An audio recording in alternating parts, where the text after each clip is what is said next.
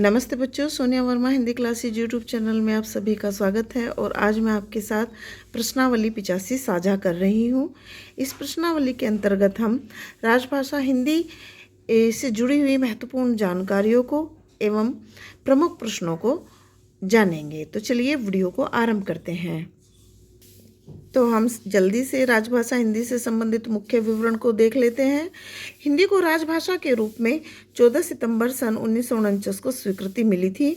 हिंदी को संघ की राजभाषा 26 जनवरी सन 1965 को घोषित किया गया। प्रचार कार्य के लिए सर्वप्रथम हिंदी का प्रयोग स्वामी दयानंद सरस्वती ने किया। यह आर्य समाज के संस्थापक भी थे और सत्यार्थ प्रकाश इनका महत्वपूर्ण एवं प्रसिद्ध ग्रंथ रहा है। दयानंद सरस्वती के पश्चात महात्मा गांधी ने स्वतंत्रता प्राप्ति के लिए हिंदी भाषा का प्रयोग किया था। हिंदी सहित 18 बोलियों का समूह है, यानी कि इसकी 17 बोलियां हैं और हिंदी सहित वह 18 हो जाती हैं। अनुच्छेद 343 के अधीन हिंदी को संघ की राजभाषा घोषित किया गया। भाषा के अर्थ में हिंदी शब्द फारस के निवासियों के द्वारा दिया गया। हिंदी का संबंध आर्य उपकुल की भारतीय भाषाओं से है। हिंदी साहित्य के विकास में कलकत्ता की शैक्षणिक संस्था फोर्ट विलियम कॉलेज का विशेष योगदान रहा एवं नागरी प्रचारणी सभा काशी इस क्षेत्र में अग्रणी रहे। साहित्यिक दृष्टि से हिंदी प्रचार का कार्य भारतेंदु हरिश्चंद्र से आरंभ माना जाता है। हिंदी शब्द का संबंध संस्कृत शब्द सिंधु से माना जाता है।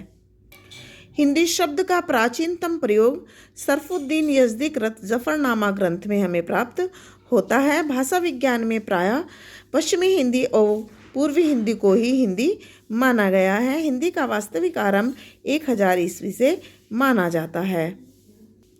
हिंदी 5 उपभाषाओं पश्चिमी हिंदी, पूर्वी हिंदी, राजस्थानी हिंदी, पहाड़ी हिंदी एवं बिहारी हिंदी का समूह है और हिंदी की 5 उपभाषाओं की 17 बोलियां हैं। हिंदी भाषा विज्ञान में बहुरूपीय भाषा परिवार के अंतर्गत आती है। 14 सितंबर को हिंदी दिवस के रूप में मनाया जाता है और इस जानकारी में अंतिम जो हमारा तथ्य है वह है भारत के लिए इंडिया शब्द ग्रीक निवासियों ने दिया था। अब हम राजभाषा से संबंधित महत्वपूर्ण प्रश्नों को जो परीक्षाओं में बनते हैं उन्हें देख लेते हैं।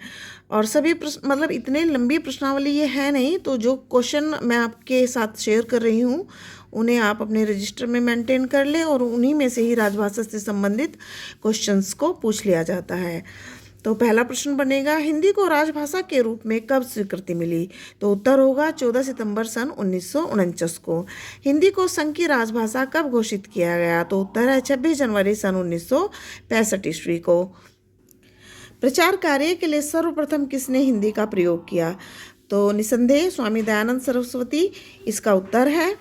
और अगला प्रश्न है, स्वामी दयानंद सरस्वती के पश्चात किस अहिंदी भाषी ने देश की स्वतंत्रता प्राप्ति हेतु हिंदी भाषा को माध्यम बनाया? और मैं तो ये भी कहना चाहूँगी कि उन्होंने हिंदी के विकास के लिए, हिंदी के प्रचार प्रसार के लिए अत्यंत महत्वपूर्ण कार्य किया। तो उत्तर होगा महात्मा गांधी ने।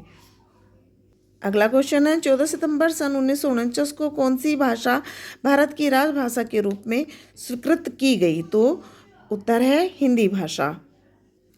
26 जनवरी सन 1965 को कौन सी भाषा संघ की राजभाषा घोषित की गई? उत्तर होगा हिंदी भाषा। स्वामी दयानंद सरस्वती ने प्रचार कार्य के लिए सर्वप्रथम किस भाषा को अपनाया? तो हिंदी भाषा को। अगला क्वेश्चन है, हिंदी कितनी बोलियों का समूह है? तो हिंदी सहित 18 बोलियों का समूह है। कभी कभी 17 भी बोली जाती हैं, तो 17 बोलियां हैं और प्लस एक हिंदी है, तो ऐसे मिलाकर 18 होती हैं। और जब आप चार्ट देखेंगे बोलियों का तो उसमें पश्चिमी हिंदी के अंतर्गत 5 बोलियां आती हैं और पूर्वी हिंदी के अंतर्गत 3 बोलियां आती हैं, राजस्थानी हिंदी के अंतर्गत 4 बोलियां आती हैं, पहाड़ी हिंदी के अंतर्गत 2 बोलियां आती हैं और बिहारी हिंदी के अंतर्गत 3 बोलियां आती हैं। तो इस प्रकार कुल मिलाकर यह 17 बोलियां हो जाती हैं और प्लस हिंदी मिलाकर 18 हो जाती हैं। तो यदि विकल्प में 17 और 18 दोनों हो तो ध्यान से प्रश्न के प्रारूप को देखकर ही आंसर करें।